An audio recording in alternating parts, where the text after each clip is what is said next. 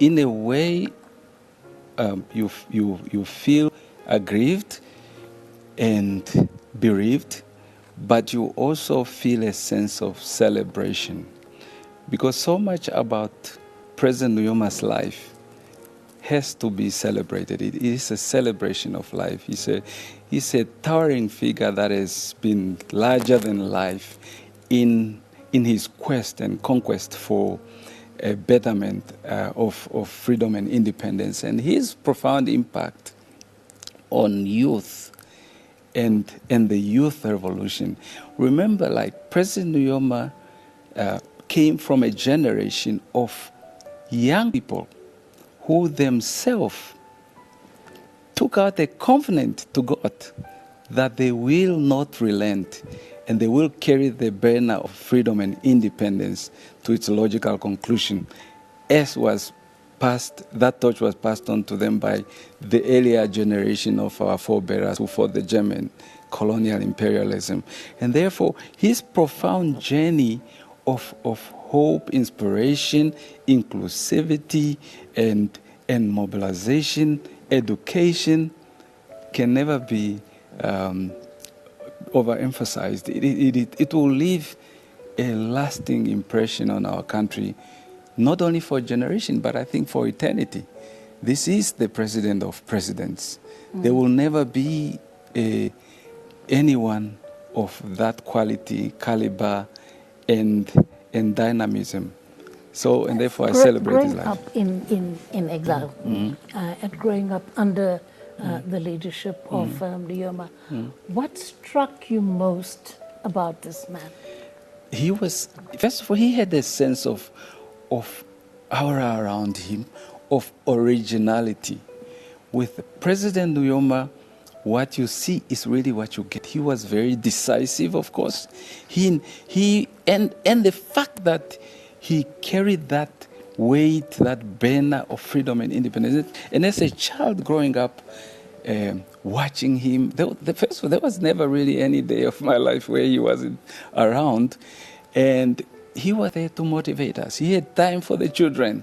And he was saying, the children are the future leaders and the future revolutionaries. He said, you must therefore be prepared. That's why you remember, for example, like as we were growing up, Swapo Pioneer Movement, they said our motto was to study, to work, and to fight, you know? And he said, and to do that you must, and they said, we must be the royal defenders of the Namibian revolution. Sam Nujoma embodied that.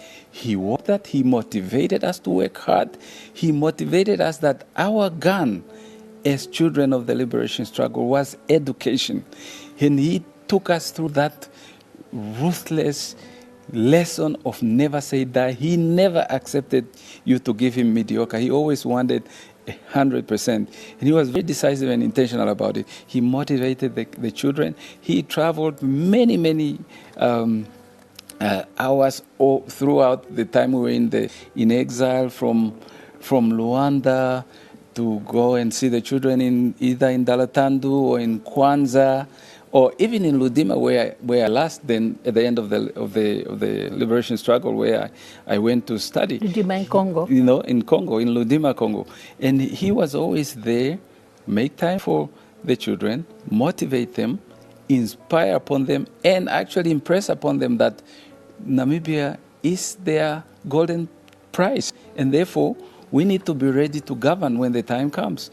He was truly a people's person, very charismatic, very dynamic, an orator that I think was just so unmatched. And you're living that passion now. You remember Parliament, so the lesson did hit home. Yes. Now, of course, he was the first president of this country, and as the first president, he had to navigate a young democracy, a country that had hitherto never known democracy. What were some of the key challenges you think that he faced at the time? I felt that he would probably had the most difficult task of state formation. I mean, this is the first president of the republic. There was never any Republic of Namibia before that. And I think and never a democracy. And never a democracy. There was many of the young people would probably were too young to remember that Namibia was under colonial oppression and apartheid regime, a regime that dehumanizes humanity, that demonizes people, and say that only a minority could then survive and thrive. And President Nujoma had to lead a team of dynamic leaders, such as the Moses Gareb and many others that I remember that were surrounding him, to dismantle the apartheid institution, the apartheid government and institution, and create, programs and policies and laws that bring about freedom and independence. Because remember, when freedom and independence was proclaimed, that is only in the act, but it needed to be deconstructed institutionally, and therefore the whole strategic leadership that I think he provided to dismantle that, but also not to hurt other people. He looked at a Namibia that was larger than individuals, that was larger than himself, and he brought people together, warring parties, the people who perpetuated apartheid, policies, regimes, and hurt that many people are still feeling today. He brought them together with the people who suffered the atrocities of apartheid and this policy of his of national reconciliation was part of he it. He created that policy of national reconciliation, and a lot of people look at it like it's some kind of like somehow it's just so small, but the intensity that was there, and also global interest. To read that Namibia is a big mining country. It has got a lot of wealth. A lot of people did not want to see independence of Namibia. There was a lot of behind-the-scene negotiation, maneuvering, securities. He almost had to probably have about 50 lives to survive that, and he brought about that policy of national reconciliation where enemies and those who were waging the war of liberation come together and form one republic, that is Namibia, where the future of our children will be secured. And I think his legacy is really the formation of Namibia as a republic. And I like his famous, and the fact that he did it with profound style, passion, and compassion, and a never give up and never surrender attitude. I think it was just so dynamic to see. And he needed to navigate around many of those challenges. And of course, you have a country that came out of colonization where black people could not even have any decent jobs. They didn't have any means to economic other than the subsistent living lifestyle or being subservient, servants in people's houses and so on. So he had to bring about many other things, even some of the things as he was creating those policies. There were still some oppositions. For example, in some of the decisions he took, he just, like the University of Namibia, he did not only create these various campuses, he actually created the University of Namibia. There was no university here. I think there was the academy, which was offering substandard, colonial legacy type of education. He wanted a university that was going to give world-class education to Namibian to be able to navigate the senses and the poles that are in the path for economic development, emancipation. Yeah. One of his mantras was always the peace and stability that Namibia had. Would you say this was a direct result of the policies that he brought about? Because things could very easily have gone the other way. As we saw at the independence of Algeria, things went the other way. But here, he reached out a hand of reconciliation, and he always preached about peace and stability. Yeah.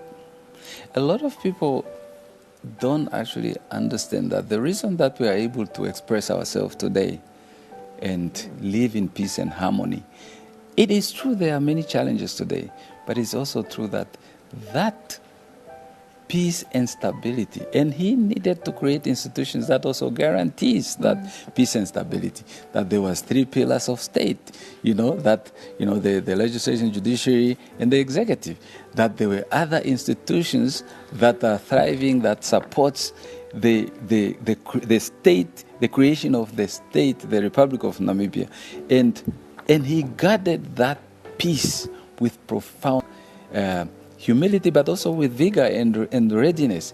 It all boils down to creating that level of peace and stability. Because and as a president of SWAPO, that is probably one of the most sacred responsibility that was given to us. Because when we went into exile and fought for this country, our fight was always about, liberating Namibia so that Namibians can enjoy the fruits of our independence. And so much relied on the country to be peaceful, territorial integrity to be watched over and guarded, so that in future nobody, and as he said, never again shall Namibians be provoked by imperial agendas. And Yes. that I will always love him for that. Yeah, absolutely. What was his leadership style like? How would you describe it? You see, having seen him as a child growing up in exile, and then I saw him as a president, as a student, then I saw him as an economic player, like as a CEO and so on, and then I saw him as well in his retirement. His leadership style was about Nujoma led by being very decisive. He was very decisive, but he was also very inspiring. And the reason why you have all these great leaders that we're remembering today, including President Hage, President Pohamba, and many, many others like the Moses Garebs and many, many others, is because he led by, he invocom. He involved everybody and he communicated. But at the end of the day, he was very, very direct, very decisive. He took that decision. And I think maybe that is one thing that we need to learn from, because sometimes we, in life, and especially now as we're governing, we analyze things until we paralyze things, And for him, the things that are easy could always be handled by other people, his ministers, his members of political, members of Central Committee. But the things that were between worse and absolutely insane, the president, they always go to the president's desk, and he was just very direct and very decisive. And when he said we must move this side, we move in that direction. And he led with that in his mind. But he also didn't allow to be, as a leader of a country and as a leader of the party, didn't allow people to walk over him. One thing that was very central to him, and I think this is probably, it ties in with his decisiveness, is he had the people of Namibia in his heart. Yes. Every decision he took as a leader, as a president, he always said that we are in business of leadership because of the people of Namibia. And therefore, the sovereign are the first people we must think about, and they come first. And we will always, we should always be concerned with how are they going to be impacted by the decisions that we are taking.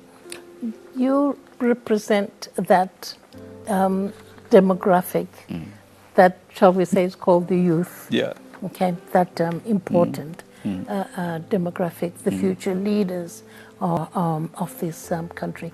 What lessons do you think that demographic can draw from the leadership of Sam Nujoma? I think Sam Nujoma's leadership lessons are very profound and very deep and very life-changing. He talks about the greater good of society.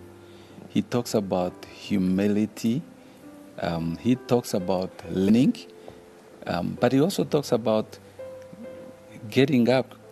Even when you fall, keep getting up. Keep getting up, and it does not systems do not necessarily have to be perfect.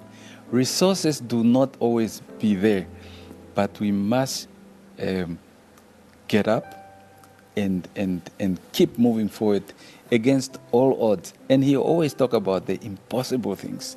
I mean, look at when he was talking about taking water from the DRC. Look, and because he was saying Namibia is dry, and we have the Great Lakes with, you know, tons and tons of water.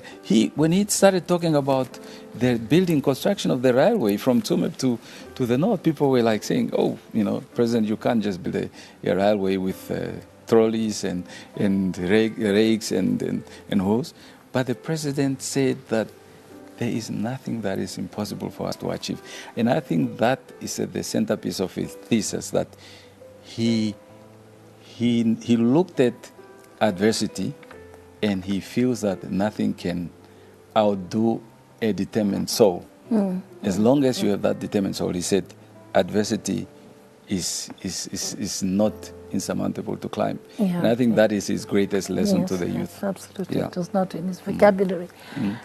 Dr. Aupindi, do you have any personal anecdotes that you would like to share with us, or that you can share with us? So many of them, so many, but I'll probably just go ahead. When I was a kid, like in exile, we went to Kwanzaa, and Kwanzaa in southern Kwanzaa Angola. in Angola, in the camps.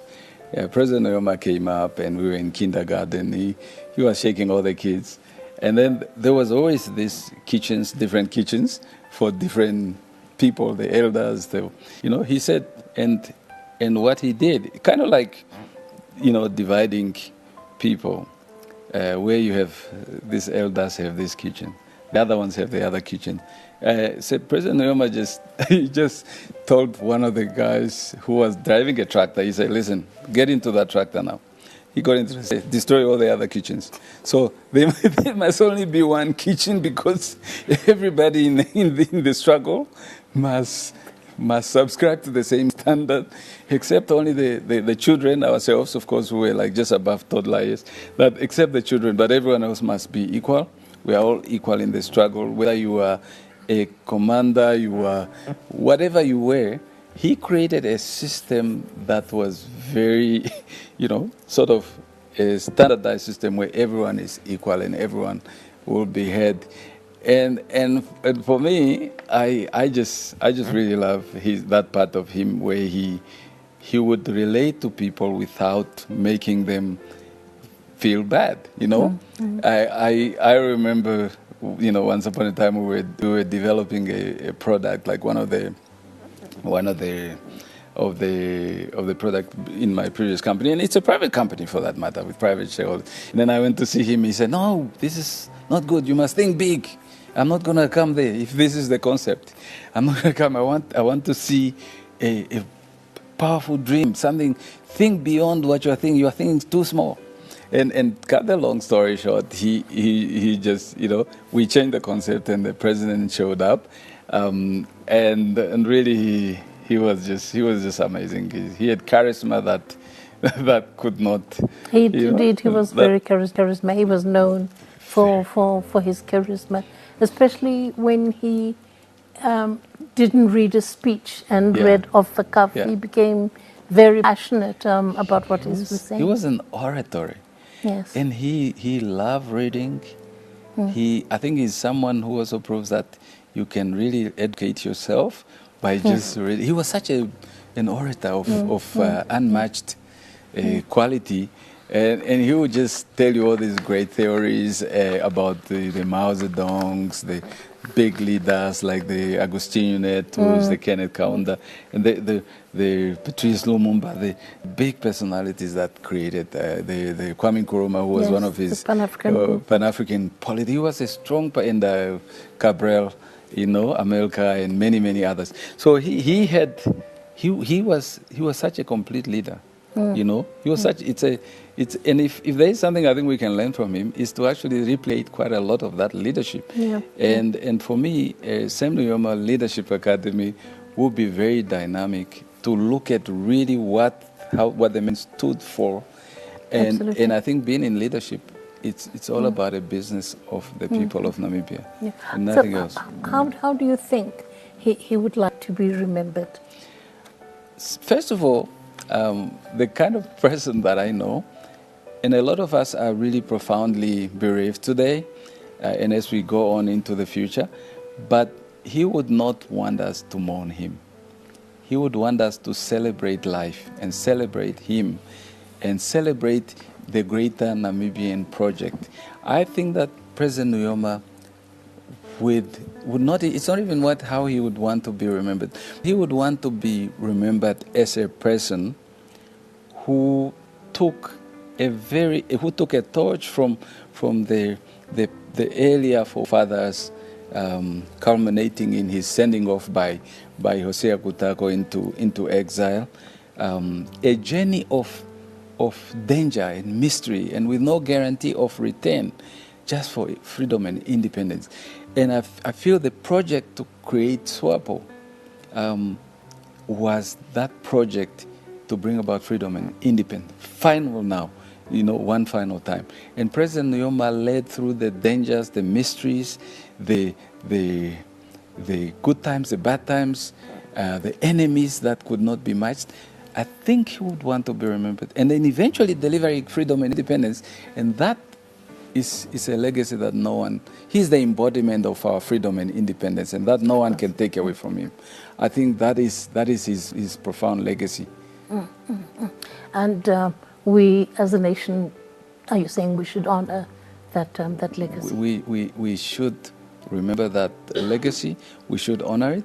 But the best way to honor that legacy is to live a life of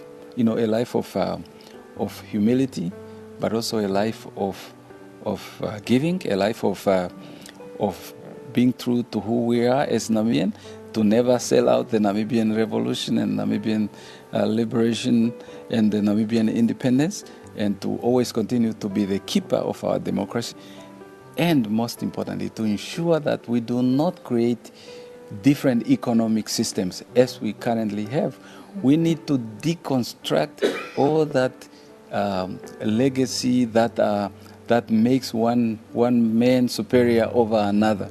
Like the way we have our people, for example, living in shacks, while others are not living in shacks.